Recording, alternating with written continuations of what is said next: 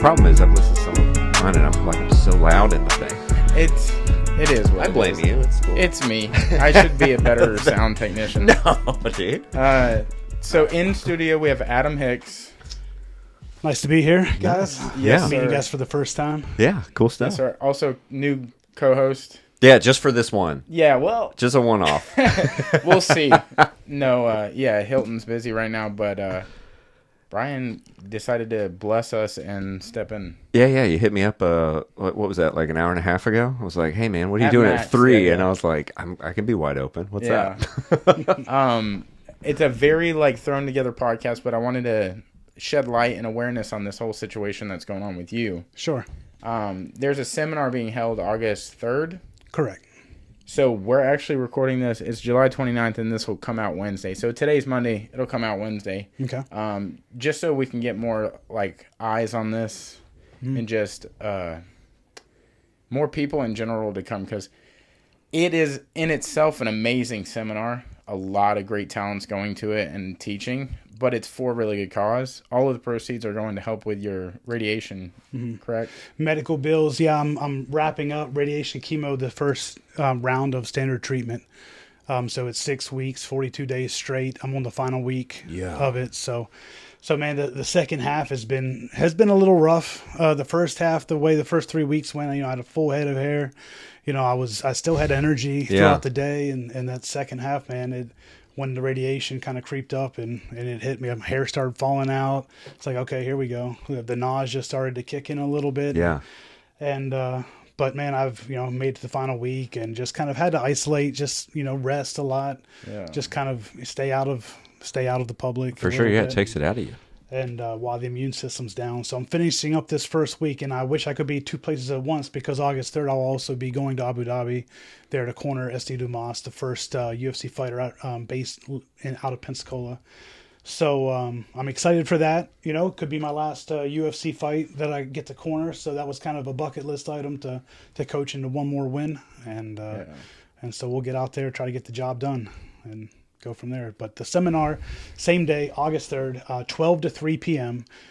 We got Odie Delaney, Pensacola resident currently, Trey Alador from Pace, Florida, and also Alan Belcher, Biloxi, Mississippi. And they're all coming, taking time out of their weekends away from their families to come and run this seminar, provide it to the community, and do it in my honor to be able to pursue when I finish up standard treatment. The next phase of this will be maintenance experimental trials. So, we'll talk into some of my options of going to Boston, Duke University, and some of the things I'm pursuing right now. This is going to be it's terminal. So it is a terminal brain cancer. So it's going to be something. All that means it's not like a death sentence per se, other than I'm going to have to fight this, my whole life. Right.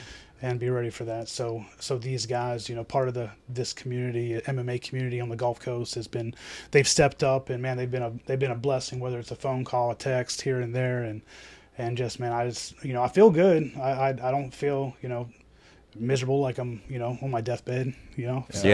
So I feel good. I have nothing to complain about, and these guys are throwing this seminar, so it's beneficial to the community. I think pre-registration's open. We have a flyer. This is probably seen on social media that's been floating around. We'll try to share that as well. Yeah. You'll have all the details in the show notes. And really to pre-register, there's just some accounts. So there's a Cash App, a Venmo account. You can pre-register that way, or just cash in hand the day of. Yeah.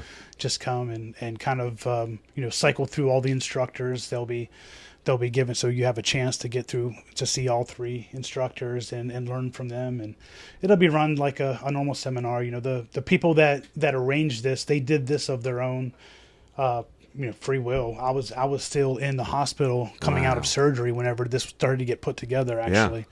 Whenever word started to spread of my diagnosis and situation. So, I have good relationships with all these instructors and also a lot of gym owners in the community that, are pushing it. So that'll be a huge help in my fight long term, against this incurable disease, from what they say. So, yeah. It's got to feel good to have support like that in itself.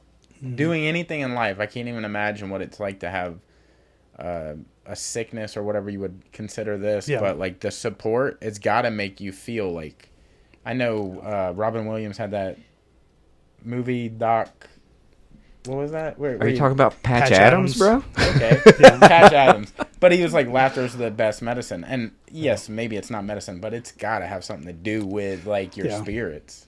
Yeah, positivity. I have no reason to not be optimistic. Like I said, I mean, I feel good. Yeah. One thing after another, things have lined up, whether it be family connections, family friend connections with these funded hospital type of medical facilities like Duke University, and I've just got my company, the SSI Group in Mobile, Alabama. I work for a healthcare software company, and they flew me up to see a specialist for glioblastoma in Mass General in Boston. So I'm talking to them about next steps after this standard care treatment. I had to have the surgery. I had 10 days to live without it. Oh my gosh. And they said I caught it early. Like that's a story in of itself. Just, having vision issues. I was having trouble reading about a month out from the surgery. Whoa. And I thought I was just getting dumb. Like I was just like, I need my glasses checked. At that point, did you even eyesight. know you had anything, or you're just like? No, I was normal. That's what I was gonna ask. I started Tell me a reading, little and I bit have to about it. reread words. And I was like, Damn, I do. I was That. like, I was gonna say don't. I was gonna say don't Hey, panic. Don't I'm panic. gonna have to leave soon. Don't panic. and You then- just don't and- read good. It's different. Yeah. That's what I didn't know what was going on. I knew something was different, something was off. But then about 5 days before the surgery, I had headaches, just some headaches, some ibuprofen. They go away. Yeah. They come back at night, and then the last day before, the day that I went to the emergency room, I started just getting nausea on top of the headaches, and I was like, okay, enough's So enough. that was the trigger. If I was you're like, man, enough, it I'm was a sick in my Sunday. stomach, It was a I'm Sunday nauseous. evening, and I was just like, do I want to go into work feeling like this? I'm like, let me just go get checked out in case I have. It's like maybe it's some kind of COVID symptom where there's a headache and nausea added, but I could still have other senses. Bro, that's what a G. It's like, well, I got to go to work in the morning, Yeah. so let me just go make sure that this isn't going to be a Yeah, problem it's better not affected at all. because I got to work. Yeah. Bro, that's awesome. I mean, if it would have been in the middle of the week or something, I would just push through. I Yeah. probably wouldn't have went. Just it was the Wow. weekend. It was just like, got nothing else going on this evening. Let me go get checked out. So you roll in, and like, how fast did they land on a diagnosis? And did It they was- tell it was you, or quick. they were just like, "Hey, come back in this"? So I room real went quick? to, and a year ago I had an appendicitis. I went to that same emergency room, and they're under cyber attack, so it takes 7 or 8 hour wait in the emergency room. I'm like, forget this. I'm going somewhere else. So I went to another emergency room, and it was a good thing I did because I got in. I waited 5 minutes. I got taken back. Yeah. 15 minutes later, after talking to me, getting my vitals, they were like, "Let's get you a CT scan." Took a CT scan. 15 minutes later, the results came back. And they were like, "We see an area of concern. Let's get you an MRI scheduled and to get something more definitive." And 15 minutes later, the MRI was done. They read the results, and they were like, "Yep, take you in an ambulance ride. We got to get you to neuro ICU Wow. at another facility because they don't have neurosurgeons. They didn't have Yeah. they didn't have a neurosurgery." What's going through your mind department. at that point? Because you don't. Honestly, know I that was there's calm. anything. The poor, I remember the girl that she was a nurse practitioner came in to tell me what they saw in the MRI, and she was like kind of devastated. I'm just like, well, that's why I came here. I was having headaches. I wanted to see. I thought something was wrong. Yeah. Like something Yeah. didn't feel right. So You're like, that's better I was than like, you telling me there was that's nothing. good. No, I'm Not glad better, I'm but glad you yeah. found something. Glad you found something. When I had the appendicitis, I Wow. knew exactly kind of probably there was something serious because the pain there was 100 times more painful with the appendicitis. But Yeah. once you put pre-surgery, post-surgery, man, that thing was painful. But with that, it doesn't ever come back. So. Bro, even the choice, like if I roll up into an ER and I'm like, it's gonna be 8 hours. Maybe I'll go. Maybe it'll get better if I sleep. Yeah, But yeah. even the choice is just go to a different one. Like, No, I just Yeah. I felt like something that was kind of funny because I packed like a little overnight bag just as like something felt like wrong with Yeah. me, and I knew something was up. I was just like, so I packed a little overnight bag with like toothbrush, toothpaste, and some stuff, not knowing I'd actually be going to a major brain surgery and be stuck there for a week. I was Yeah. thinking maybe in case I get admitted overnight, we'll see what happens. so they But- put you in the ambulance. You go to the other hospital. How long are you there before they actually do the surgery? You So said I 5 was days? there I was there 36 hours. So 36 hours, and I had 10 days left to live from the time they diagnosed it. Which they of When a course- doctor tells you that, what do you do, Also, bro? how I did didn't they I didn't figure know that all out? this until after the surgery. They told me that about That's the probably a 10 good days move. and everything after the surgery. That might be a But, good move. They're like, hey, by the way, By the way, you were seconds away. Yeah. but no worries. Yeah. Nah, but the doctor, the neurosurgeon did a great job. When he did the resection of the brain, it was located in the back left part of my skull, which is the occipital nerve. So I have some vision loss, some peripheral vision loss after surgery. But that's why I was also, it was missing pre-surgery. That's why I was having trouble reading. And I was like, so it wasn't just my prescription glasses that I have, but. So yeah, I mean, it was life changing for sure. But I kind of rolled with it. I mean, I was just like, that's okay. Yeah. Like, what do we got to do about it? Well, what's next? We got to get surgery. So, he gave me the warnings. You might wake up out of surgery not being able to move your lower half of your body. Not being able to speak. I mean, just waking up during surgery. That's just telling me all this stuff pre-surgery. I'm just like, well, let's get it done and hope for the best. I got to do it. Yeah. So, I woke up and the first thing they said, I don't remember much of it. I had morphine, whatever else they were giving me, Dilaudid. Yeah, good stuff. Yeah, and I was wiggling my toes, moving my feet, and like, well, those work, so that's good, right? I was like asking everybody, and I was talking a lot, so I was like, that's good, and I was like, man, this feels good. And like, I'm out of surgery. I felt good. Yeah.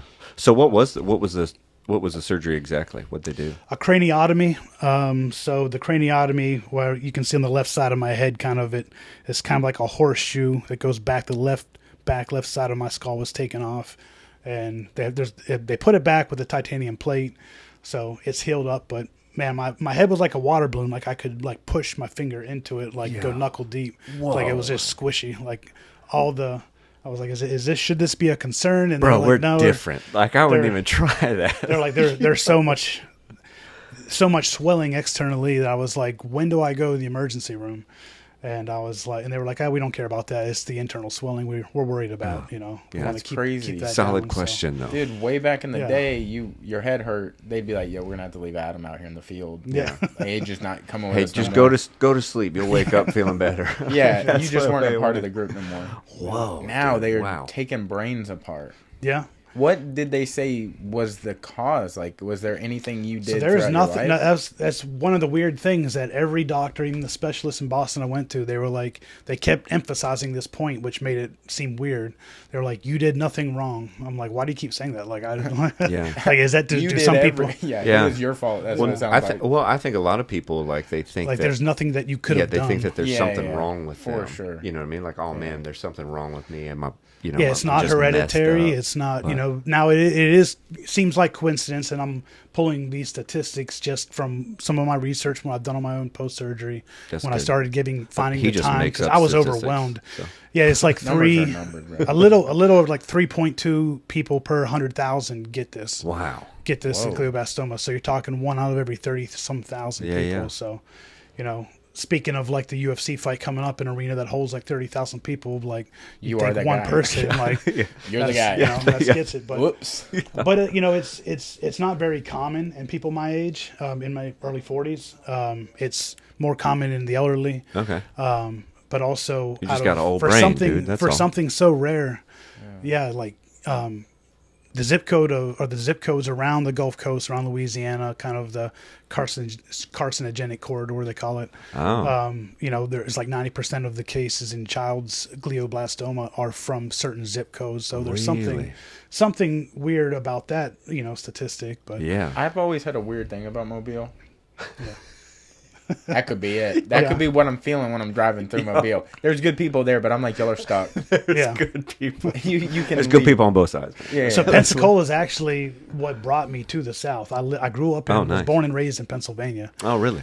And, Pensacola, I went to college to wrestle at Pensacola Christian College. Oh, Actually, really? The Hayeswinkles recruited me down here. Yeah, yeah. They knew what they were doing. They took all the kids, all the recruits to Pensacola Beach, show us us from Yeah, the yeah. mountains out in the country or the Midwest and stuff, the Gulf Coast, the beaches and Yeah, stuff. you're like, and isn't sucker this? us in. Yeah, they're like, isn't this amazing? Yeah. And you're like, yeah, I'll go here. And then a gate locks behind Yeah. you, and you're like, all right, here I am. Yeah. What's going on, dude? Yeah. So that was my time spent. But I wrestled 4 years there, and we up and down the East Coast, Division 1, Yeah. 2, 3, NCWA, NAIA, all different kinds of colleges Nice, up dude. and down the East Coast. So I had 170 wrestling matches in college, which was a lot. and stayed relatively injury free. Yeah. For the most part. And, I found a job in Mobile, Alabama right after I went to school for computer science. I've Right. been with the same company for 20 years now since graduating. So, they've played a big role in that support network we were talking about. They started a GoFundMe a week after post surgery to kind of help Yeah, with my that's initial awesome. bills, like the surgery bills and stuff, and it tripled its goal within 42 hours. Wow. 48 hours.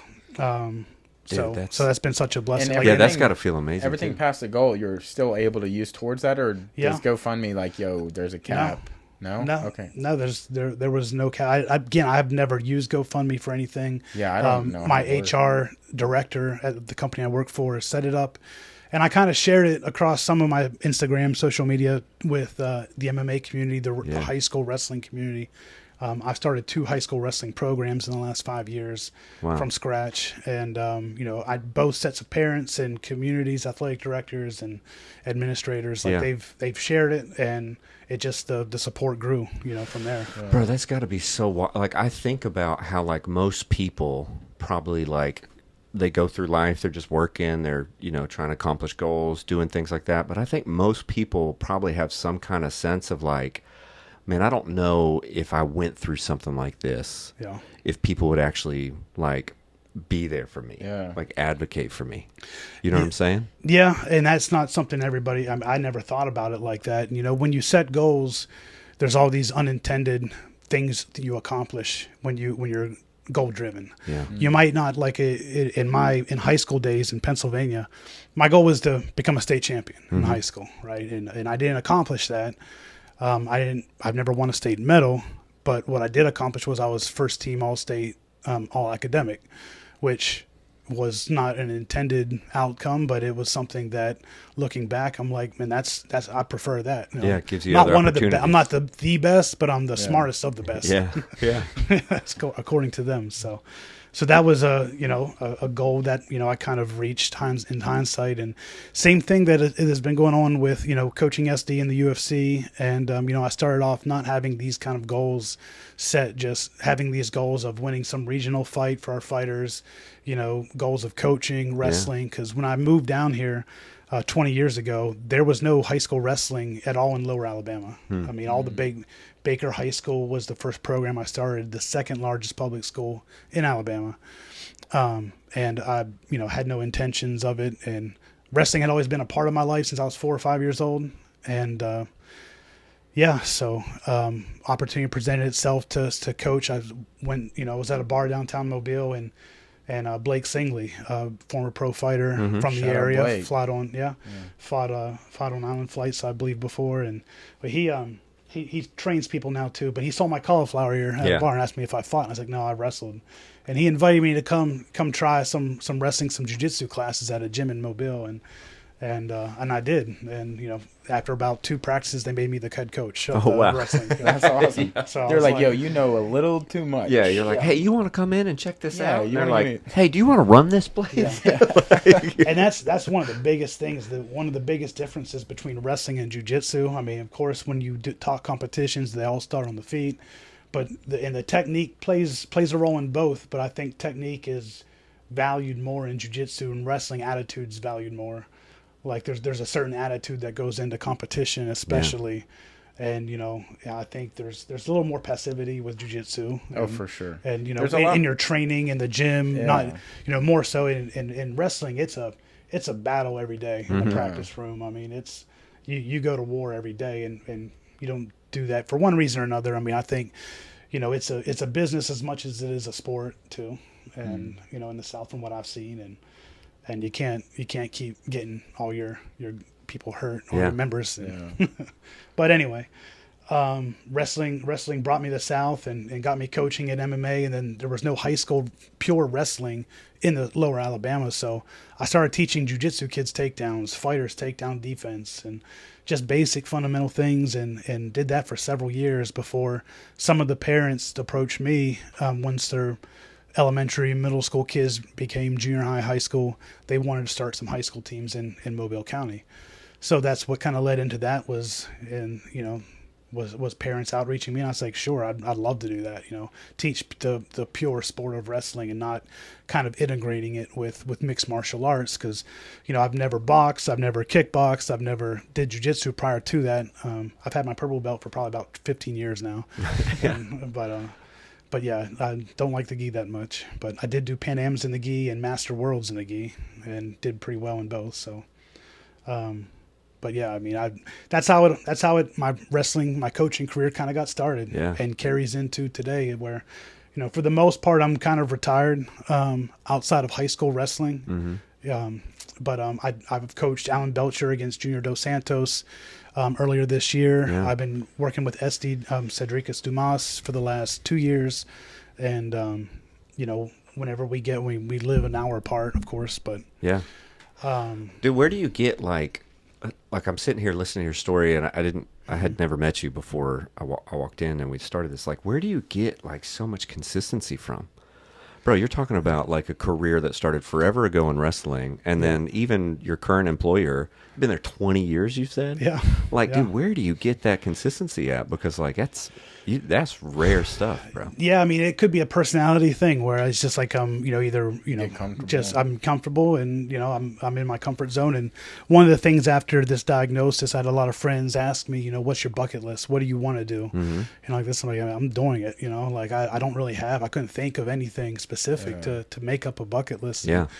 And I don't. Dude, that's a blessing too. I was like, so just to be able to do that and have the luxury of like having to sit down and think about it and think hard of like, what do I want to do with these next year and a half? Wow. And kind of pinpoint certain things. And I wrote down about 10 things after about a week of deliberation and thinking about it. And I've knocked out 2 things so far. So I got 8 more to go. Nice. Hopefully this weekend will be number 3, and we'll get SD a win over halfway across the world in the Middle East, and get him a winning record, and then hopefully, I've been pushing for him to get to one of these bigger gyms, because it's not that I'm afraid of, as we move up the ranks, it gets tougher. And it doesn't matter if a guy's 10-9 or 11-9 like his opponent this weekend. Everybody in the UFC is tough. There's no easy they're wins. all killers, yeah. There's nothing easy about it. So you can't come in thinking you see the Vegas odds, you're a favorite, you're this or that. None of that means anything once you get in the octagon. But that's as far as the consistency. I've always kind of loved what I've done. I don't know. I guess that's where that comes from. And I was just thinking about like from the diagnosis and everything, from your reaction to those things, and going like, I've been in this for 3 weeks. It's like, man, I've had without discipline, consistency, and those things. Like, man, and he came from radiation this morning. Yeah, at 10 a.m. I had radiation, and it's about 15 minutes, and I'm trying to. I try to listen to the doctors. They didn't want me taking off Thursday and Friday from radiation, go 4 days, and then do 3 days next week. They were like, you need to keep it as tight. We're almost at the finish line. So they let me off Friday, but they wouldn't let me off Thursday. And the only flight I could get out of Pensacola to get over to Abu Dhabi in time for the fight was, right after radiation. They bumped radiation to like 7 a.m. for one Thursday for me, so I can be over here by 11, catch the flight at 11, be over here a little bit earlier. But that's crazy. And then then it's hopefully not missing any connecting flights or anything like that. And they don't have any concerns about like flying or anything. Not like now. that So going to Saudi Arabia was the flight risk. That pressurized where the swelling came up, and actually my nose started to bleed a little. I was like, okay, this is because it's theoretical risk. It's a pressurized cabin that you're in, and the smaller plane that was like hopping from Mobile to Atlanta or Houston, wherever it was we connected out of, that smaller plane, that was the worst. So that first leg, oh really? I was like, I'm not going to be able to make it. That's because it goes up and down so fast. The altitude decrease, and it's kind of like when your ears pop and that pressure kind of happens. With me, it's almost like I felt fluid leaking from the plates or something. Oh my gosh! Because I'm not healed yet. I just got staples out of my head, and it's a theoretical risk. The way pressure works in a cabin like that, but I mean, I went through it, and it was risky. And then the fight was canceled, unfortunately. About 2 hours after we landed, we found it out. No. And so Alan Belcher was over there. He flew with me. Yeah. And I wanted to take somebody over there to kind of be a body for SD because, for the last year and a half, I've been able to push him myself. But as I get older and a little, I eat well, I get a little out of shape. Right. He needs bodies, not twice his age to push him, when we met, I was able to throw him around a little bit. Yeah. I think that's what kind of drew him into learning from me a little bit, was I was able to kind of dominate the wall wrestling, the wall MMA wrestling. Yeah. And man, he's grown so much, and he has natural athletic abilities. He has some intangibles, but he's still learning. He's still growing in the sport. Yeah. So, getting this win, I believe he has one more fight after this fight on his contract. But if he gets a win here, they could renegotiate a third contract consecutively, and that'll be a huge step. And I'm kind of pushing him to get to one of these big camps. Like when Alan Belcher was training for Junior Dos Santos, we went to Killcliff for 2 weeks, and that was the closest thing I've seen to a college wrestling room. Nice.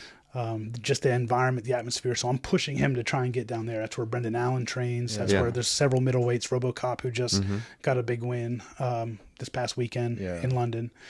I'm pushing him to kind of, the bodies are more than anything. I mean, of course, there's going to be great coaching, and things of that nature, but you're in a room full of people. You're not going to get that individualized kind of targeted camp treatment, but. And as far as like bucket list goes, you were saying getting this win with SD this weekend. Yeah. When you being on this podcast, so that's another one. Yeah, huge. Yeah. Probably number one, actually. Let's be honest. Getting this win this weekend, is that just based off of you don't know where this is going to go as far as like treatment goes, or I assume you want to continue? But you're just like, at least get this one in, and then there's we'll going see to how be, treatment goes. There's going to be, the potential for me I'd have to unburden myself a little bit. Like I actually retired from coaching MMA after the Saudi Arabia trip kind of fizzled out, and I was like, I got to start treatment. That's it. This kind of worked out where it's the final week, and I was able to work it out, and I spoke with SD. We had some good one-on-one talks, and for all intents purposes, I want to pursue that experimental trial option at Duke. I want to pursue that. I might have to move there for 3 or 4 months at a time, or move there permanently. I might have to move. Yeah. So it's really, my future is up in the air as far as where I'll be. My company's been very supportive. They, I can work remotely, so awesome. They're going to help me stay on part-time, full-time. I really don't want to go on disability. I could, but I want to keep working and just try to maintain that level of normalcy. Yeah. Well, that's probably just great for like your own mindset of trying to keep as many things straight up and normal as you can. Yeah. Also with everybody sees movies and like knows somebody that's had something like cancer or tumor, something terminal. Is this at all what you imagined it would feel like, or what it would be like to experience it yourself? Like seeing it on these things and like what it's been made up to be. It seems like you're taking it really well, but like... Yeah, I mean, I think, from a health or like just a physical standpoint, the appendicitis was way worse than this. That's crazy. Because really from a pain standpoint, a pain threshold, there's no nerve endings really around your brain. There's, so the post surgery, outside of just the skin, like the incision healing, there hasn't been any pain. The radiation, the chemo, like I said, there was ebbs and flows with the nausea, with the sleepiness, the fatigue, the head, the headaches haven't, they've pretty much subsided. So, so I mean, from a physical standpoint, mentally, there's nothing I could do to change this. And, there's positives to it, one, I have no kids for one, and I have a life insurance policy that, with this terminal illness, allowed me to cash out my life insurance. So, that's awesome. So who gets to spend their life insurance check while they're still alive and not have kids to spend it on and worry about handing it down? So I'm actually like, this is kind of fun. Yeah. let's fly business class to Abu Dhabi. Yeah. Let's do these things, and and the people that are wanting to help, like I said, whether it's $20, $200, every little bit, it's more of the I guess the support, that just sure. means a lot to me. And I haven't been able to get around to everybody that I need to. I've tried my best. I've had hundreds of people, whether it be $20 GoFundMe or coworkers, and people that I haven't seen or talked to from high school in over 25 years, just messaging me, sending me cards in the mail. Like I never received mail from back home in Pennsylvania. And now I'm just like flooded with them. So yeah, which is great. I'm sure you want to say thank you to everybody. Yeah. But I would assume that a thank you would be completely unnecessary. You know what I'm saying? Yeah, like they're people just are like helpful to be no, able to help you. I'm in this with you, Yeah. man. Like you don't have to repay me back with a hey thanks or anything. Like and everything I've done, I've kind of reinvested. And the Blake Singley who set up this benefit seminar for August 3rd, again from 12 noon to 3 p.m. at Baker High School in West Mobile. He's like, this goes to whatever you want, whether it's your medical bills, whether you want to take a trip. This is for you. This is kind of like paying it back for everything you've done for this community. Like I've coached for 10 years, basically for free. Yeah. I did it as a hobby. I was really a hobbyist, coaching wrestling for mixed martial artists, and I did it for 10 years for free. Like I didn't ever get paid a thing to do it. I coach 1 or 2 times a week, and that'd be it. It's just something I was passionate about doing. They're like, hey man, you've had to spend a lot of time with high schoolers. Like we just want this is just for one's you. on us. Yeah. Sorry about the last 10 years. Well, and that's the thing. Like I started 2 programs, one in West Mobile for 4 years, 7A school, and then a very small private school, St. Michael Catholic in Fairhope, Alabama. We started. Last year was the first wrestling team, and without both sets of parents, communities, like I don't know what I would do. I've had the St. Michael, the Catholic, the private school. The parents there, they were like bringing me food once a week, meal prep food for the week, feeding my family, my parents, anybody coming down. They were giving me, any kind of donation, any kind of gifts, any kind of like from radiation gloves or my hands if they got too cold. I mean, just overdoing it really with support. Yeah. And then, the kids, the parents at Baker, where I coached the longest, they, same thing, bringing food by. It was just both sets from Baldwin County to Mobile County. Both sets of parents that never met each other. They don't know each other, but just supporting me and what I've done, I guess, for their kids. And again, it's one of those things where you set a goal and the unexpected side effects of that, trying to reach that goal, you accomplish things that you've never set out to do. And I created, I guess, a community or support network for myself without even realizing it. That's a wild thought. That not I've never ever thinking that I was, going to need it one day soon. So you never know. And I think the lesson that I try to tell the kids is just set goals. Even you might not reach them, but you don't know in the pursuit of those goals what you might accomplish or reach, something that you didn't even see or something expect. that might feel better than the goal that you originally set out for. Exactly. Yeah, that you can't see. So, just trying to live a life where you stay positive, set goals. Yeah. And like I said, one of my biggest achievements, one of my strongest goals I was working towards in high school wrestling. But didn't know I was going to wrestle in college or anything. Was to win a state championship. When that failed, I had another outcome that was I look at now in hindsight as even better. Yeah. And I feel like I'm almost a better coach than I was a competitor to some degree. With that's cool. I feel like really in the last 2 years, kind of my coaching has kind of peaked as far as credentialed, fighters I've been able to coach against. Fighters like Alan Belcher's a local legend in the mixed martial arts community and bare knuckle boxing and whatnot, and so it's just making connections and networking and not burning any bridges and I feel like even if there's separate communities that don't like each other, like I'm kind of in the middle, like I'm kind of friends with both. So I've been able to create that just by doing what I love doing. Yeah, well, respected by both. That's what's cool. Yeah. Do you think what's gotten you through all of this, and like most time this would be like a mental death sentence to people being like, yo, I have this now. I have to carry this for the rest of my life. Do you think wrestling has given you the tools, like mentally, like, yo, I've been through worse. Yeah, like physically, dude, it's war. Yeah. Well, it's, Dan Gable is old school. I don't know if many of the younger kids even know who he is anymore, but But he was famous for saying, once you've wrestled, everything else in life is easy, kind of mantra. And so that's I do feel like that sports wrestling. I played other sports, football, baseball. I had Division III football. Could have played Division III football, but I chose the wrestling path. I was a little undersized at the time to play defensive end or outside linebacker, but 190 pounds, I think. But the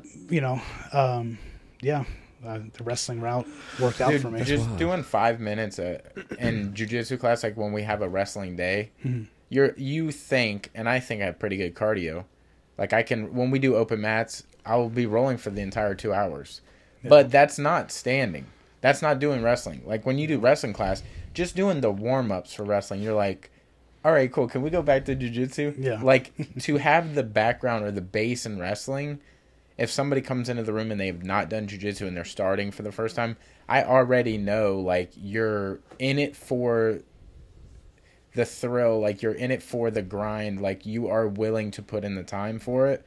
Like, we just got, Jack has been on our team for a while, but, like, he wrestles, so he'll go away for a while, and he doesn't do jiu-jitsu while wrestling is active, and he just graduated. So now he's, like, in jiu-jitsu, and he's going to go to wrestling, I guess, at UWF, like, whenever it picks back up. And then Charlie is, like, his, I guess, best friend from the same school. They are both, like, super dedicated. So anything they do, like, kind of as a small unit. And they're both, like, on their P's and Q's. Like, their movement is really strong. Like, anything they do, they pick up really fast. Yeah. Like, the base in wrestling just teaches you to take it serious. It's definitely, I think, something that's easier to adapt to one martial art to the other, from wrestling to jiu-jitsu versus starting out in jiu-jitsu for years and things, because you develop habits that are counterproductive to just the point system in wrestling. Yeah. It's not saying one's better than the other. They're just scored differently, and the intention's different. Yeah. And, I would say, like, jiu-jitsu, you're like a pillow princess. You're like, oh, I can but not just always. lay I mean, here, yeah. I mean, but even you come to me kind of thing. Yeah, I even, and I'm 100%, wrestling, over jiu-jitsu when it comes to MMA. People don't at our gym. They mess with me about that. I said there shouldn't be no belt colors. There's no belt colors in wrestling. Like you can do it by weight class and age, but just let your white belts go with the black belts. Just that's essentially what wrestling is. Yeah. And I always lose that argument, but anyway, it's a really good point. But I mean, I get it. From a business side, you want to promote people. You got to get them to stay, and you got to work towards and stuff like that. So I get the business side, but again, I've never done any of this for money. I've never coached. Whatever I've spent and put into the travel, the everything, like, who knows? I don't keep track even of the debits and credits of coaching. That's probably why it's coming back to you tenfold now. It could be, yeah. I mean, and again, I'm blessed. With all the support from every angle, from the wrestling community, from mixed martial arts, from professionally and even family. So it's been something that I don't think I would have ever seen if this didn't happen in my lifetime. It's like you don't realize it until something like that happens, and that's not just me. That's every other coach, everybody else in this community that trains, that just gets private lessons, that owns a gym. The same thing could be said about any one of these people. It's like there's really not anything special, other than I just had the ability and resources to put the time into a hobby that I love to do. And I'm looking forward to visiting the fights, not have to sit in the corner and worry about coaching. I'll come to the Island fights in a few weeks. I usually come to those every time I get a chance and make it over. So I'll be try to attend that, and just try and enjoy the month of August, where no treatments. I'm finally I get a break from it. My next MRI is September 4th, so we'll see. Make sure nothing's developing, coming back. So that'll be the next kind of benchmark or milestone. To make sure this is staying at bay, staying ahead of any tumor developing somewhere else in the brain, or really central nervous system, brainstem, any part of it could come back. All that. With where it's located, is there any, like, say it does take a turn and it goes south, is there something immediately that's going to start affecting you? Like, is it going to press on something and maybe you don't feel your legs? It depends on where it comes from. I mean, I guess that's a good question, because if it's my brainstem, central nervous system, I might start. I'm on all the medications I'm on seizure medication. I'm on things that everything causes fatigue, whether it's the radiation, the chemo, the seizure medication, the prophylactic antibiotics. It's everything. So I can't wait to get off some of these medications. Yeah, cycle off. Give yourself a little break. Yeah. To kind of recharge. But yeah, it could come back in the same place, could come back in a different place, and depending on where it does, like it affected my vision. Like I said, the symptoms and stuff that kind of led up to it. It made sense once the diagnosis was given. But it could affect motor functions. It could affect speech. It could affect other things. So we talked about how your discipline and wrestling and your experience there has helped you in the process, because I think there's good people that have crumbled or fallen apart over less of a less news. Yeah, less the worst severe thing news. that's ever happened to you is always the worst thing that's ever happened to you. And the worst thing that's happened is the worst thing that's happened to you. But for some people, maybe it's a case of the straw that broke the camel's back. It could be maybe a series of things in their life, and I've leading up to this, I try to like I said, toxic relationships, things that try to be disciplined in my own life and take care of those kinds of things, and whenever something like this does happen, you don't have all those other things that add on to it from a mental standpoint to be mentally prepared to deal with something like this. And when I talk to people, they say, well, it just hasn't kicked in for you yet.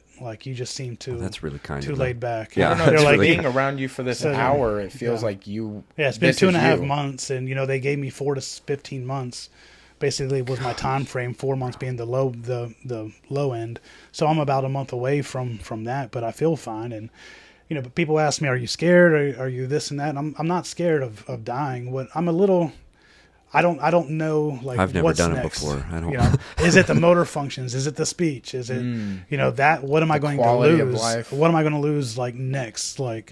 That's. But I can't think of that. How do you deal with that uncertainty? Because everybody. You have uncertainty in your life. Everybody has uncertainty in their life. How do you deal with that? I think I have more certainty than most people do now. So that's kind of how I look at it.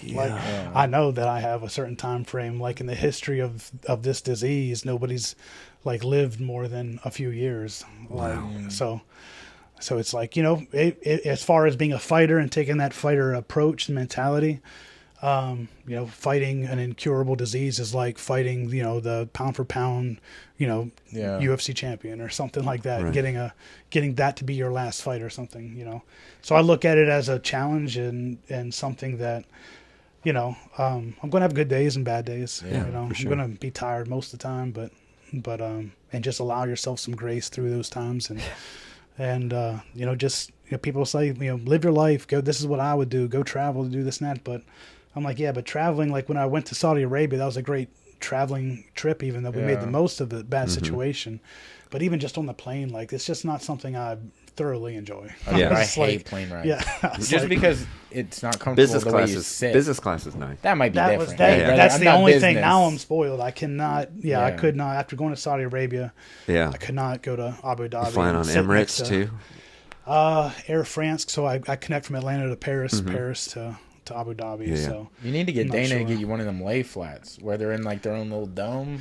Yeah, so that's the first class. That's the business class. It still lays all the way back and reclines back. And if you don't want to see anybody, you don't have to see anybody. But it's not like the that's big. So sick. It's not like your own little living room. I've never even seen a plane like that inside. Yeah, I don't know even how it happened, but I was flying standby on Delta. Yeah. From Atlanta to Johannesburg, South Africa. Okay, nobody goes there. And I got up.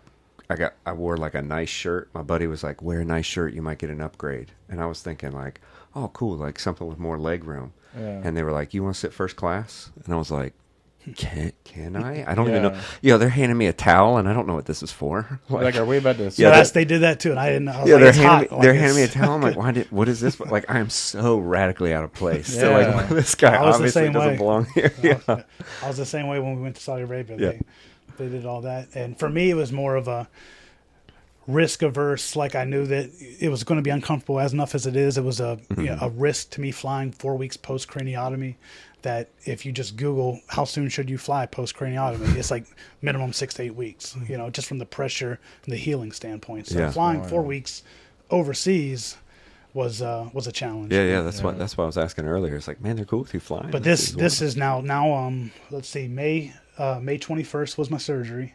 So, about 2 months, 8 weeks out, 9 weeks out from the time I fly, August 1st. So I should be safe. I should be fine. Was there any immediate side effects as soon as you got out of surgery? Like, did it take you a while to get back to like walking or anything? Yeah, or was it like you were normal? No, I felt fine after surgery. And then whenever it time to get up and try to move around like once a day, the walking was tough at first.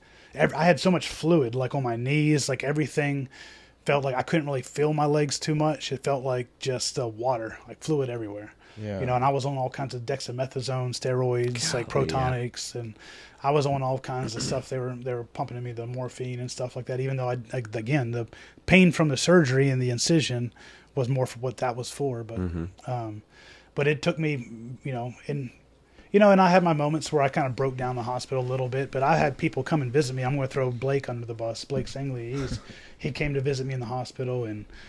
Crying and this and that. I'm like, dude, where pull it together. Yeah. Just like I would Brother, be if you walked in there right now. You're like, get it together. I have it, not you. Yeah, and he leaves in 15 minutes. You're like, yeah, bro.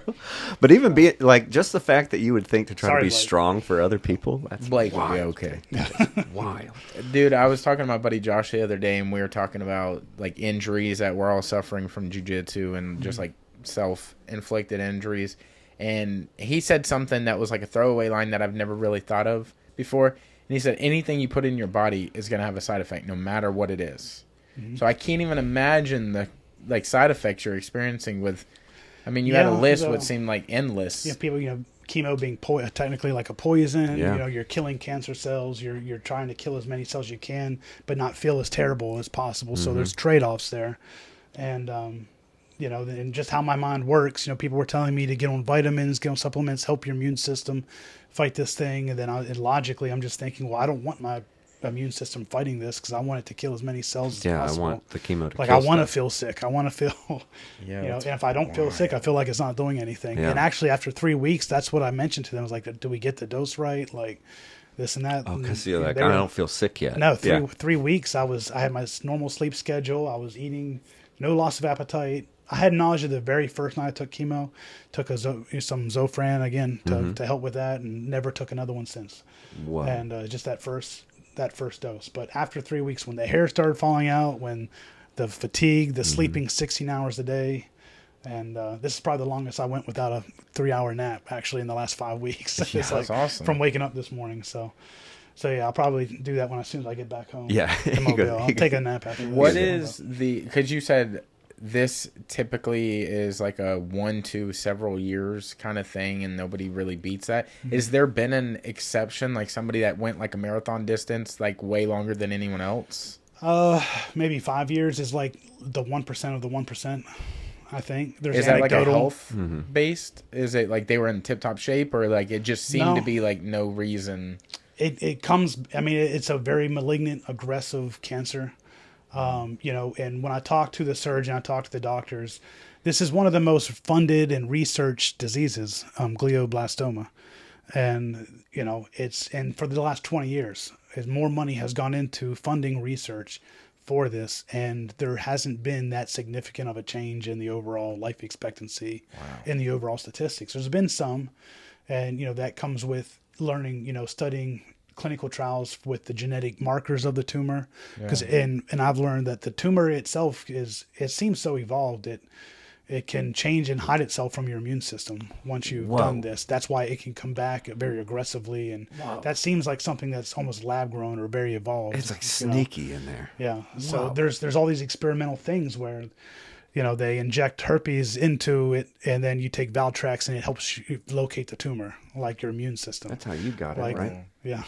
I don't even know what I have, to be honest. There's no telling. So there's Like, I'm not a doctor as far as I know. If you told You're me it was not. herpes, I'd be like, Yeah, but what are some of the experimental things? Like, is there anything else besides herpes? So that's I go to Duke September 9th. There's other clinical trials I could be eligible for. I might not be eligible for, depending on the very specific genetic markers that some So of these genetic markers that makes you eligible for it or not?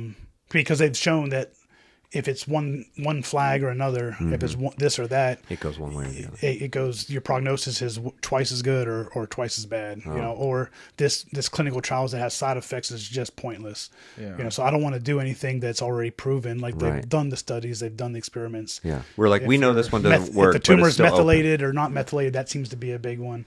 Well, it's one or the other. You're eligible for this or you're not. So. I'm going to ask You understood that, right? Yeah, and I'm going to ask an even smarter question. Yeah. I can't wait. Because this is obviously, now that I'm thinking about it, I'm like, well, don't say that. But has there been brain transplants? Is that even a thing? Or do you then become the person's brain that you're... You would think that they'd have the memories. And Like if you had a small dude. Asian lady's brain, are Yeah. you at all Adam anymore? I think they've done movies about that. Yeah, I'm not sure if there's ever been a successful brain. And transplant. is it your brain, or is it like the area of No, it your would head be- that is the thing, that is the issue? Like if you had a new brain, would you still have this, or is it just in your body? Yeah. So how At this point, I can't tell if he's asking for you or for him. That gets Like- yeah. It's a good question. It's not a bad question. I mean, Thank you. it's thought provoking. So it's I honestly don't know how it started or if it's something that's just genetic. It's not hereditary from what I've researched, from what I've been told. It's not something that was like passed down through generations, or it's just something that happened. But again, it goes back to the whole analytics of zip codes of where we live along the Gulf Coast, and how one of my engineers at the company I work for, both his mother and father-in-law both have it. Really? They both had it. Yeah. Whoa. I only bring this up because clearly I don't use my brain. So we So he's have like, a hey, do you need useless some- brain do if you you need need some a of mine? brain. I don't know I if you don't end think up there's like ever him. been I don't know if there's ever been a successful case of a brain transplant. That's a good question. Yeah. Though, I think soon enough, Elon Musk is working on his Starlink. He's Oh working yeah, Neuralink, that Neuralink thing. Yeah. things, and actually that will be, because early detection of these tumors is like, most people might not have went into the ER when I went in. Yeah. So the Neuralink that he's working on actually has good use cases for detecting problems like health issues Wow. in your body, and and early detection of this can be the difference of prolonging from 2 years to 4 years maybe. Yeah. And in that time frame, they might have one of these experimental trials or something come up that could be life-changing, that extends life for a decade with a good quality of life. So with it being like not hereditary and like what you said, like just something that happens, like, have you dealt with the, and this might be like an invasive question, but have you dealt with like the like why did I end up with this? Like some of that route that I think is normal for a lot of people to experience. That. I think I could, but I've had, like I said, I've working for the company I've worked for 20 years, doing what I've loved doing. I'm kind of glad if it has to happen to one out of every 30,000 people, I was like, glad it's me, kind of thing. And not that I hadn't, not trying to fight this or have some kind of like death wish or something, but I'm just like, I have some of the resources and some of the ability to fight this off, and that somebody else doesn't have to.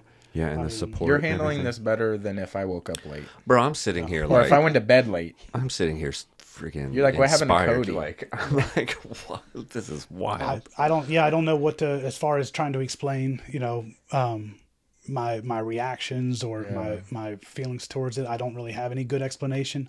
For the first month after surgery, I feel different now than I did the first month. The first month I was waking up at 5 a.m. I was walking every day, trying to push a little bit more. yeah. Now I'm kind of settling back into my old self, where I want to get to the gym, but fatigue kicks in. I make an excuse not to go to the gym or something like that. And I probably have a valid excuse, like this. Everything I'm taking all these I was gonna say, medications. much better excuse than But Cody ever the had. same excuses that anybody could have to not go to the gym, go train, go do whatever. That's starting to creep in. Before I was like, I think part of that was still side effects of the morphine and stuff, because I was like sleeping 3 hours a day, but I was getting that like a sleepful rest. Yeah. I was resting, but I felt wide awake. Like I got more sleep better sleep than I ever had. Yeah. That first month, just felt like a different person. morally being. Again, it could have been all the drugs. Yeah, I was I gonna don't say know. that's why like it always seems like some folks have so much energy to like gather copper and stuff like that. Yeah. Because Or coal mine, when like- they do rest, they rest deep and then Yeah. and then they go and do other stuff. I mean, not that I wanted you to get this, but dude, it couldn't have happened to a better person like the way you're handling it. Yeah. Like, Yeah. Well, and even just I'm thinking about like the Again, this community is- that you have around you. I still feel like, I got this community, but I feel like I'm still in the easy part of this. There's, like I Yeah. said, good days, bad days. But, I mean, if this is all it is, then there wouldn't be a big deal about it, I was Yeah. like, there's Also, obviously though- going to be where it stays. things move so fast in technology, and like the medicine nowadays, it changes so rapidly that Yeah. who knows by the time like Yeah. it gets a year from now, they might be working on something, or there might be something clinically that they're trying out that is going to be successful that we don't know about yet. And, I'm not fighting a losing battle. If you're talking about like a fight analogy, like Yeah. if I go, the cancer goes with me. So it's a draw at best. Bro, Dude, that was So- deep as fuck. that was like So He goes, if I go out, I'm taking you with Yeah, me, it's brother. come with it. You just hug him and you fall into that's the the pit. that's the most What is metal the thing I've ever heard. There was like a scene or something like that in Lord of the Rings where he takes like a fire beast into a hole. You're talking about Is that not Lord of the Rings? yeah, but you're talking about what the Balrog did to Gandalf Okay. because he But then he got him falls. by the yeah. and But he- then I think, doesn't he come back out of the thing? no, then he gets him with the whip and pulls him down, a little fire whip and pulls him down. Oh, well, then you're the Yeah. you're the fire monster. Yeah. Dude. You are whipping ass right now. I mean, it's it's a reality, Yeah. to a realistic way to look at it. And me being a computer scientist, managing engineers and stuff, my brain is just built to be logical, I guess. And, Yeah. Yeah. and thinking like that, and so that kind of helps me. You can take the positive route or the negative route, and I tend to be a pessimist. I really do, and that's made me really good at my job in coaching. Yeah. As a pessimist, you think of something that could go wrong, will go wrong. You plan for those scenarios, Yeah. whether it be a game plan for a big fight like SDS coming Mm-hmm. up, or software to discover bugs in the software. If you do that, and then you have better outcomes. So Yeah. I've always been a kind of a pessimist in that sense, and I think it's made me successful professionally and in coaching. But What's one of those things like where like you've made those decisions, like even if you like look at it from a pessimistic stance side, you've made the type of decisions about the type of person you are. Like, oh well, this might go wrong, so I'm going to do this because I'm this type of person. Yeah. Like you've made those decisions subconsciously, consciously, whatever. You've made those decisions beforehand, and then you find yourself in this situation. It's like, well, these decisions are already made. Like Yeah. I'm like, this is the way that we go. You Yeah. seem like a problem solver. Like everything you've Yeah. done prior to Well, this that's- seems like absolutes. Like wrestling counter to a yeah, I was always a movement. counter wrestler, but when I was in high school, going into college, didn't know what I wanted to do with my life. I mean, our senior year, I'm going to date myself here a little bit. Like we built computer labs, the first ever computer labs in our high school. Nice. And so to save money and labor, they had us seniors like get out half a day on Fridays and run cables under the ground. And so we get out of Wow. classes half a day every Friday. Yeah. And to save, What about are $100,000. Just yeah. So We still have those. so I never I think so. owned a computer, but I was always good at math, and I was like, I like problem solving. So I was Yeah. like, I was either going to go engineering route or computer science, and went with computer science just because of that whole senior year in high school, that Wow. little cheap labor deal that the high school had, and Yeah. stuck with it. And I was a pretty good engineer. I was a pretty good software developer for a while, and then I started hiring people who I could tell were a little bit better than me, and I was like, I'm just going to go the management route now. Yeah. Because Nice. there's some talented people out there. Someone say that's the wiser route. Yeah. So you might be the smarter. Yeah. Yeah, I mean, it's worked out where, it's not I'm not so high up where I'm super stressed out all the time. I'm like right in the middle, like Yeah. right where I have a good quality of life, everything. So For sure. I got a great team of engineers that work for me, and they've been holding it down the last 10 weeks since I've been out. I guess when my medical leave runs out, I'll have to figure out what I'm going to do. Do I go on long-term disability? Do I Yeah. go back to work part-time, full-time? Yeah. And at this point, health insurance is probably like a second salary. I mean, my surgery itself was $93,000, and my insurance paid $80,000. I don't know why that sounds cheap to me. I was only in the Right? hospital For for 5 your days. brain? Bro, you're 93,000, high roller. yeah. I'm thinking for brain, it's $1 million off rip, like base. A I didn't million. know We what to crack into the expect. skull, $1 right off. Yeah, it's gonna be a milli if you Yeah. want me to crack that egg, That's brother. insane. Yeah, I mean, I guess, these certain neurosurgeons, I mean, they have their price point, but yeah, I didn't know what to expect. It could have been 500,000, Yeah, like 100,000. it's relative to the situation. Like, how would Yeah. you even know? Yeah, I mean, but without crazy. insurance, getting a tab of 93,000 for most people would be, financially devastating. Or Either that or that's such a big number. They're like, that doesn't matter. Yeah, at this point, at a certain point, a you know number what? gets so Never big, mind. and you're like, yeah, I mean, "Ah." you're not dead for 10 days because you had the surgery, but then your treatment, your Yeah. everything else that falls out, I think they delay the inevitable, and you're going to suffer more. I Yeah. think. Yeah. Is in that sense. So just at this point, whatever it takes to keep health insurance, to keep something like that for this situation, to be able to pursue the trials, and like I said, there might be limitations I have in looking into experimental trials, but I don't want finances or anything to be one of the limitations. You Yeah. know, if my genetic markers, if something excludes me from looking into certain treatments, then that's fine. I can't control that. Yeah. But all these seminars, every contribution, there's back in Pennsylvania at the end of August, there's a golf tournament. Some old high school friends from 25 years ago I haven't talked to. They're putting one together, and so I'm going to go up there for that. And again, this weekend I Bit wish of a I could golfer be. myself. So Yeah, You are pretty good. no. Like I the thing that I love about hearing people's stories, and like we've heard a lot of yours, is like even like something little that you don't really think of as significant, like, hey, run some cables in a computer lab as a high school senior, and how that affects choices that you make. yeah.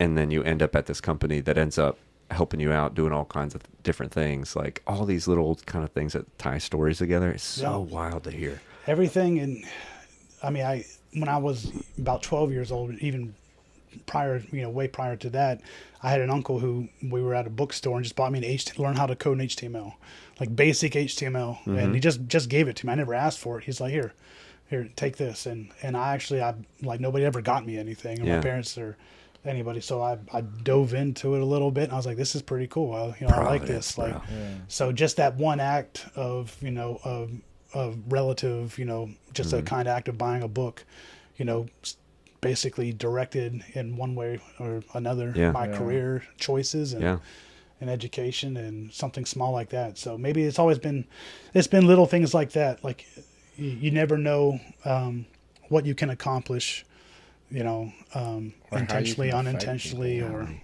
how you can affect people. And There's Like, just 10,000 little nuggets in this just a- podcast, bro. yeah. This is the best one you've ever done. yeah, No, that's I'm not just me. happy. I'm He's just happy. doing I'm it. just happy I get to sit. I here. talk a lot, but yeah. No, dude, it's a story worth telling. Yeah. I was thinking, like, it's got to be really cool to be under you, like, as an employee. Like, yo, my boss is a UFC wrestling coach, Yeah, and you're so inspiring for, like, your story in itself. Like, you're going to cause a chain reaction of good momentum in everyone's lives, like, regardless of what happens, Yeah, I've always had the saying, like, be aware, be wary of people who self-advertise and this and that.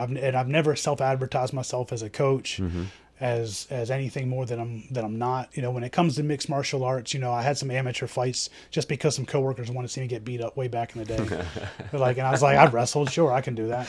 Yeah. That'd be fun. Yeah. And when I was in my collegiate career, I wrestled Derek Brunson, Josh Koscheck in high school, some of these guys. So I'm dating myself, that they're all now in their 40s, but I was familiar with wrestlers branching off into MMA, and I was like, let me try this out. Let me see if I got any legs for it or whatnot. Did some amateur ones and had success, but I was like, it's just not for me. Because I showed up to work with a black eye. My boss threatened. He was like, you can't keep doing this. Like, that's not professional. Yeah. You're like, dude, I was trying He kind of real chewed me hard. out. Yeah. It's like I got chewed out I at didn't want. work. I tried to stop him. Yeah, I wasn't just. I got chewed out of work for coming, looking all beat up, showing up to meetings and stuff. And I get where he was coming from. Yeah. I was like, but I'm also doing what I love doing. So I was like, the competition days, and that's where I got into jiu-jitsu and competing at Masters Worlds. Like, I would just fly myself out. I didn't have any coaching with me, and just go to Masters Worlds in Vegas, IBJJF, and what else did I do? Nogi Worlds in San Francisco, Pan Am's in Anaheim, different things. So That's pretty cool. I'll always remember the 2018 Nogi Worlds where Gordon Ryan was a double gold black belt, IBJJF coming over. I saw this guy wearing a cape and a crown. I'm like, who's this jackass? Like, I'm coming from a wrestling background. Nobody has that ego. Yeah, no, Yeah, Nobody's. yeah. You have attitude, but then you have ego, and that's two separate things. And seeing that guy, I was just like, who? Please be in my division. Like, I had no idea who he was. Then I started seeing people getting pictures with him. I'm like, I took a picture and sent it to a group chat, and they're like, dude, you know who that is? I was like, no idea. Like, that's Gordon Ryan. You're like, no, but I got to wrestle him first. Yeah. Like, Yeah. Yeah. So that was kind of funny. That was back in 2018. He wasn't Nogi quite Worlds. on top of the world yet, but like, I mean, he's made. He lost. I thought he lost to Patrick Gaudio that tournament. I watched every one of his matches, and Yeah, the last you know, 30 I thought seconds, the reversal. he I pulled remember. it, and that was more Patrick Gaudio losing than Yeah. Gordon Ryan winning that. But I you know, remember- he came over. He was always being challenged by these IBJJF Yeah. guys, and the rule set that they have versus, no points and EBI rules and overtime. That's the fun thing though about him is at least a few years ago, not so much now, but a few years ago, he was willing to challenge people in anything. Like Yeah. he challenged Pat Downey, and Pat Downey teched him like in no time, made him look silly. But like they did, he also did a match with Bo Nickel, but it was like Yeah. they did jiu-jitsu and wrestling. Well, with Pat Or no, Downey, that they was- did both. That was Pat Downey, yeah. Yeah, with Bo Nickel, it was just I think like a 15-minute match maybe, or 20. Yeah. It was maybe 20-minute match because I think he triangled him at the 17-minute mark. Yeah. Like, but it was mostly Bo respecting Yeah. Bo Gordon on the feet, knowing he Until could he take him down any time, but not suplexed wanting to. him. Well, whenever he Boomed just him. backed into him, I mean that's Yeah. all he could do. And he could have broke his neck. He could have seriously Yeah. hurt him. It was like you can't get too cocky. You Yeah. know? But I've told people that having some dipping my toes in the jiu-jitsu waters, for 10 years, but being in wrestling for 25 years, I equate it to jiu-jitsu being, I can see the analogy with chess, a chess match, physical Yeah. chess match, and wrestling. If that's the analogy, wrestling's more of a violent checkers. yeah, game. violent check. There's some strategy to it, but attitude and aggression plays a bigger role. Yeah, you're And gonna king me. You kind of see them meld it, like things like ADCC. It'll be interesting. I know CGI is coming out 2 weeks. Yeah, It'll- they're it'll both kinda be- August 17th and 18th. It'll be interesting to see the approach of the different styles, and Yeah. I haven't really paid too much attention to it. I mean, I just see it as kind of a going out of sale, thing. CJI for is going to be so different because it's set up like MMA because it's Yeah. 5-minute rounds and they're doing them like regular bouts. So it'll be 3 5-minute rounds for regular matches, and then the finals will be five 5-minute minutes. rounds. So it's like crazy. They're doing that, and they're doing it point system. So they're scoring it at the end of the round like an MMA match, not like you get 2 Yeah. for a takedown. Yeah. It's like it's a 9. They're trying to make it watchable, I think, and I think it's MMA is evolving. It'll I be mean, different. You have wrestling, you have jiu-jitsu that came out, with the birth of the UFC. You have the popularity of it, but you don't have the melting, the integration of all these arts in together. That's still being shaped. Like Yeah. the final form of this sport, we haven't seen it yet. Yeah. Which is- you can watch fights from 20 years ago and now and see the difference. Yeah. Yeah, for But sure. but in 15 to 20 years from now, you'll see the exact same difference. I mean, it's I feel like right now it's so fun because you got Karate Combat. They do so many different things. Yeah. One championship does so many things on the same I was card. gonna say everything. UFC is kind of standard as far as like you're just getting fights, but then you have ADCC, UFC, PI, so it's like the Invitational. Yeah. They're doing jiu-jitsu now, so it's vastly out there now. Different than when I started, probably way different than when you started jiu-jitsu. But like I remember, to get paid was like, yeah, right. yeah. There's no way you're Yeah. paying to do it, and Yeah. you're paying not just to train, but you're paying to compete. Yeah. Like now, you have white belt tournaments that pay like thousands of dollars. Yeah, if you win. Yeah, it's insane. Which means you could literally walk in there with no experience and compete. That's insane. Yeah, I think like you said, with the rule set changes, just how CGI is set up, and like jiu-jitsu is kind of in that same evolution of trying to find something trying to maximize or just be different from the the person next door, Yeah. which is what he's going for, perhaps. Or, with Craig Jones, it's always kind of a rivalry. Yeah, it's a little too passive aggressive for my liking. Yeah. Like I'm he's funny, he's a comedian, but I wish he would just challenge Gordon Ryan to an MMA fight. It's like, just do it. He doesn't have striking, striking. Just do it. Yeah. Like, this passive aggressive social media stuff just seems middle school. See, I don't even know who you would favor in that as an MMA fight, because neither one of them is like athletically crazy. No. They're very both slow and maybe like, different sizes. I mean, Yeah. It depends on. But then Gordon probably gas fluctuates. out speed wise. Like, you're talking like carrying all that weight, and like you've seen the size difference and discrepancy since he was like a purple belt. He went from like a 170 kid to like 225 walking around. Yeah. That isn't all just like broccoli and chicken, Like, Yeah. No. you're gonna have for to carry sure. that. A little bit of brown rice. Yeah, a little bit of brown rice at least. Yeah, that's crazy. I wanted to ask you. I know you have like a time frame thing, but Sure. in your history of wrestling and your history of the UFC, all these things, do you have like a set couple memories that you're like, yo, these are defining my life? Like, I look back to these all the time. Yeah. Whether you could be beating up Blake. Yeah. Definitely tell us some beating up Blake stories. I have some stories, and funny, the majority of my memories are actually in losses that I've had, and I tell my kids that I coach, win with humility, lose with dignity. You don't ever think you're so much better than somebody, because you're not going to have to travel very far to find somebody better than you.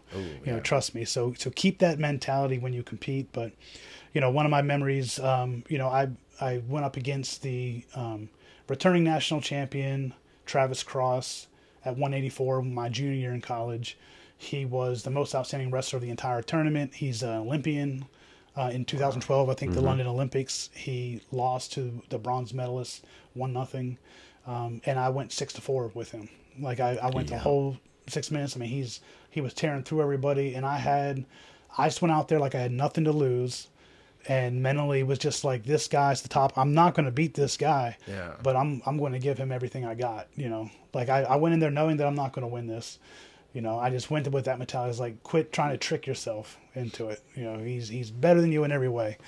But, attitude plays such a role in the sport of wrestling and mixed martial arts. And there's a difference between attitude and ego, of course. I mean, don't a lot of people mix those two things up. Ego, bad. Even people. How do you distinguish the two? How would you describe that? Like, I know we all kind of sense it, but like, so what I mentioned earlier in this podcast about self-advertising, things like that, you see the people with the biggest egos are usually the people who say, go without ego, lose your ego, or I don't have an ego. They self-advertise they don't have an ego. They probably do.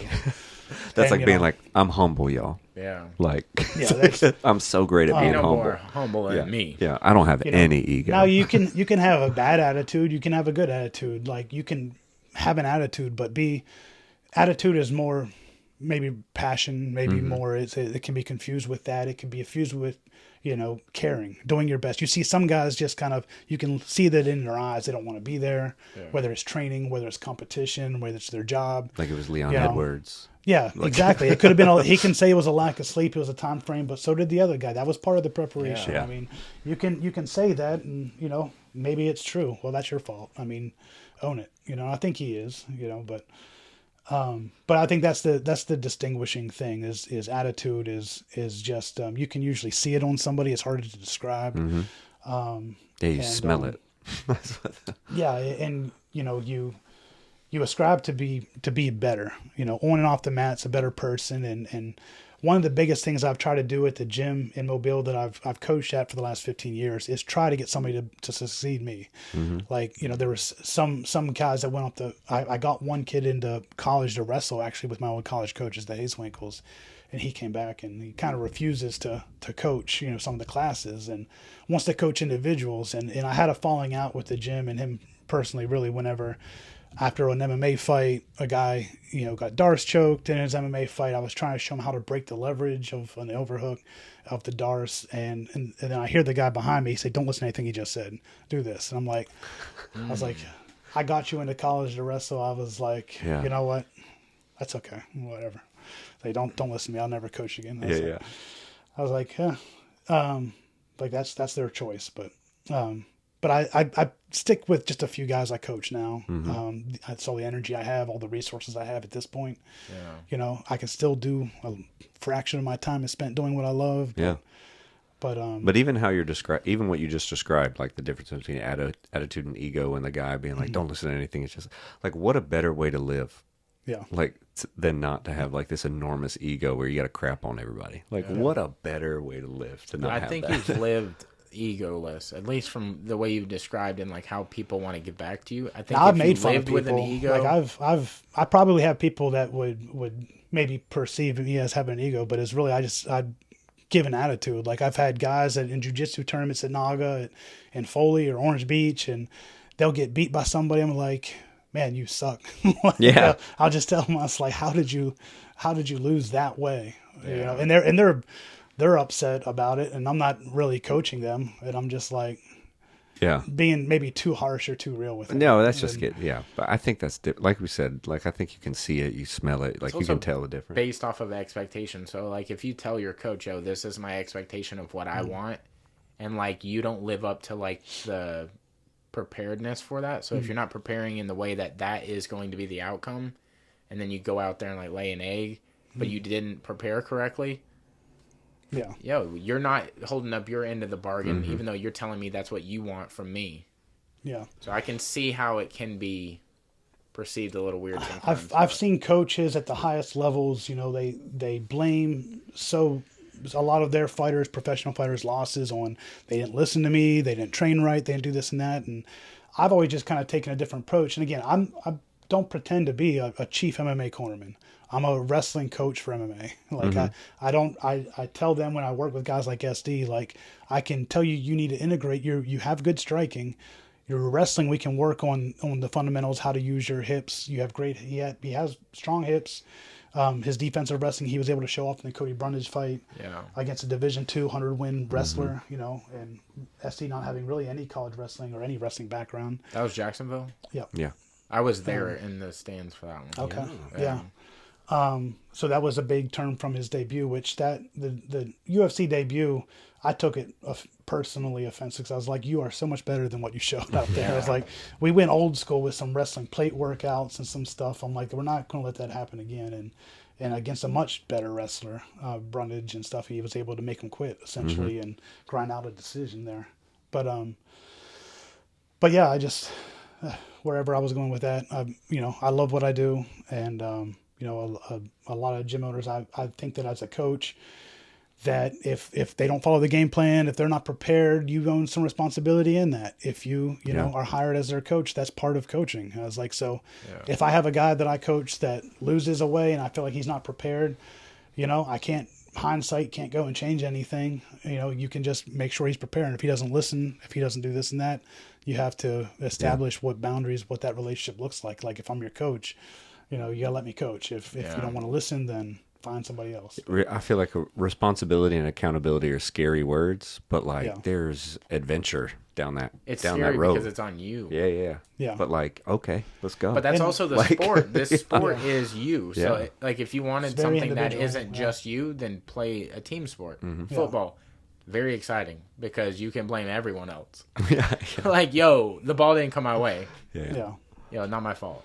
But I can't thank you enough for coming on. Like, your story's insane. Like, what you've gone through and what you are going to have to go through is not done yet. I'm not dead yet. I think that's we're going out to Abu Dhabi, halfway around the world. It's still got a good chance to get this win, and you know, I hate that I'm getting out there to miss weigh-ins and everything like that, but 24-hour flight out, 30 hours, turn around 24 hours back.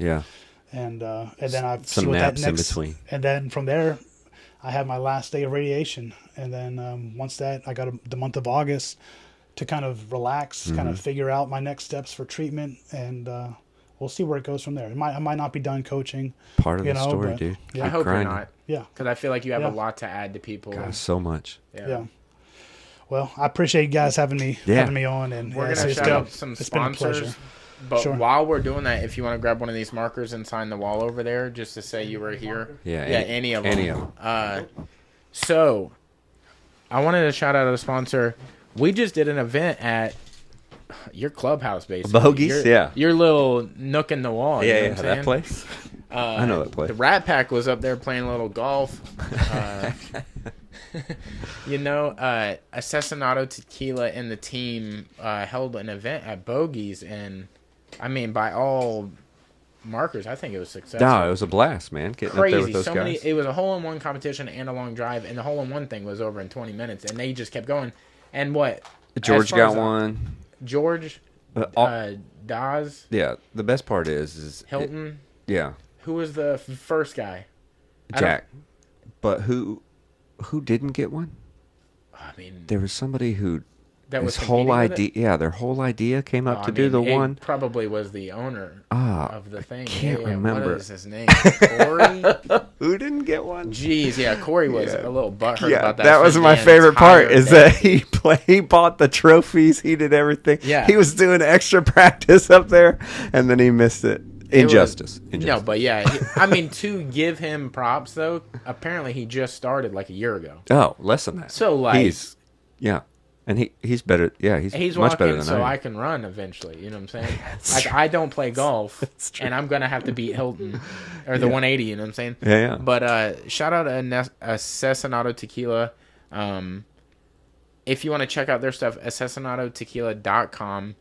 All of their stuff is going to be 15% off if you use the code PeopleSuck at checkout. And that's merch, tequila. I don't know how to pronounce some of the... Do you know that? How do you say their names? No. Reposado. What? And we got Cristalino. Anejo. Yeah. And then what is the third one? They have the Blanco. Yeah. Okay, those are the three tequilas. I don't know if you can drink while on cancer. I don't know how that works. Unfortunately, man, I've had to cut out. Like that's one of the things I miss. I miss going out. Yeah, chemo's like, hey, you can't have tequila. I can't drink, and the liver enzymes getting out of control. I think my liver's failing or something like that. It's just all my blood work, my labs are fluctuating so much. But, well, if you ever get a green light, we'll get you a bottle. In about 2 weeks. 2 weeks, we got a bottle for you. Also, if you wanted to get some an SD tattoo for his win that he's about to get, and it's like a check off the bucket list on your arm. Johnny Mumbles at Sacred Ground Tattoo Studio, he's going to be the guy. Nice. If anything, whenever I have to shave my head eventually in about a month, because I'm doing an Optunes machine where I'll need patches, so this is all going to go. You're going to go Magneto on this is all going to go. I'm going to have wires coming out into a backpack and Professor electrodes. X. Oh, my bad. where my incision is, and I don't know if you guys have been able to see it, but like the staples, the pictures I have with the staples in it are pretty gnarly. I saw them on Instagram. And, that was serious. I might get a tattoo of the staples over the incision just as a reminder. Just to be there. Hey, guess what? Heads hurt. Yo, he did the back of my head, and dude, it's not like on the skull. It's like on the in there ain't nothing in there for me, but it hurt. I ain't smart, but I feel pain. Oh, that's like good. Real well. Real well. But Johnny Mumbles is going to be the guy. He has another artist in there, Mackenzie. She does amazing work. She's an apprentice, but she's now tattooing full time, and she's slowly getting her feet beneath her, and she's doing amazing work. She's got a style all on her own. And they have traveling artists coming through, so guest spots from all over the world, Australia, UK, here in America. Really cool stuff. If you want to get anything done by them, it's going to be Sacred Grounds Tattoos on Instagram or Johnny Mumbles on Instagram. Check them out. Also, shout out to Assassin's Apparel. Might be doing some stuff with them soon. But, yeah, dude, can't thank you enough for coming on. It's August 3rd, Baker High School. August 3rd, Baker High School in West Mobile. I think there might be a Baker High School in the Panhandle, Florida, so not to be confused with that. Baker High School, West Mobile, 12 noon to 3 p.m. We're working on maybe setting up a projector, a screen for 11 a.m. That'll be about the time we make the walk for UFC Abu Dhabi August 3rd. So anybody that shows up there early to get set up, warmed up, whatever, that we should have that available to see. So awesome. Be on two different... I wish I could be in two places at once. But we'll cross this bucket list item off, and we'll be back as soon as possible. And besides the event itself, like you have Venmo and Cash App and GoFundMe's and stuff like that set up for other things also. So the GoFundMe has been primarily for the medical bills for everything like that was set up that got raised. I've had some kind of people without my pre-knowledge or approval set up things to try and raise money for them. I had them shut those down. Yeah. So if somebody's going to support, I want them to know it's going to something that I'm involved in, that's 100%. going to me, not somebody skimming or whatnot. So, Yeah, but if you can't make that event, people can still make a donation. And that'll be on your Yeah, they Instagram can page? Or? So I have the flyer for the event that has the Cash App, the Venmo. I don't have it memorized, so I don't want to give the wrong one. Yeah. Off the top of my head. It'll all on be in the flyer. show notes. Yeah. So I'll provide those along with the flyer, and then the GoFundMe for the medical bills, which has been open since about a week after my surgery. It's, again, so much support there from MMA community and professional. And work, it's Trey Alador Odie. doing the grappling, Odie Delaney, and Alan Belcher. Is Josh Yelverton on there? So I was noted those three whenever Trey did his kind of reel on Instagram. I noticed he mentioned Josh, so that must have been a new development. Okay. So I haven't confirmed that yet. I've seen Josh post about it too. If he's posted on it, then he's talked to them. They've worked Nice. it themselves out. Okay, cool. Things are moving really fast, and a lot of people want to help. They just want to help, and Amazing. I've had one person already. There should be some details coming up on, as early as tomorrow, even on sponsoring people to attend this. So if you're interested in going, the $65 fee for pre-registration or showing up at the door is a little too high. There are people willing to donate money to it. That'll be spots, like 10 spots, 5 or 10 spots open. So be able to DM somebody, and if a spot's open, it's yours. So keep an eye out on social media for that. And I'll talk to you guys. I'll give you those links to the definitive accounts and stuff. 100%. Awesome. Also, from my understanding, the way the seminar is set up is don't go there in fear that you're not going to be able to see one of these guys. It's going to be like a rotating thing. So you'll spend 45 minutes per person or an allotted amount of time per thing. So you'll be able to pick up from everybody. So you're not going to get lost in the sea of people that'll be there. Yeah, you'll be able to get meet your everybody, time. and there'll be, there'll be times for Q&A, there'll be times for pictures and meet and greets. Alan's not done competing yet. He's back into coaching himself. He's been coaching at ATT D'Iberville a few nights a week. They got a crazy good team. I keep over in there touch too. with him pretty regularly, and he checks on me, and he's coming over to do this, and hopefully, I think he'll fight again by the end of the year. Yeah. He might have a boxing match or two, but I think we'll see where he goes next with Nice. Game Bread or whatever the promotion he maybe chooses. But yeah, all these guys that maybe I haven't been like close friends with, but I've made an impact on. They wanted to do this, and if there's any way to get as much of amateur, you don't have to be a professional fighter. You don't even have to be an amateur fighter. You might just be thinking of giving it a try. This is a seminar for that type of person, and it'll be instructions, no sparring, nothing live like that. So beneficial for the community that wants to give back, and also beneficial for anybody who shows up to learn from some of the best minds in each discipline, in this area. Awesome stuff, dude. Well, we can't thank you enough for coming on. I think you're going to do amazing things moving forward. You've made such a great impact on everybody. It's been a pleasure sitting with you for just this hour and a half.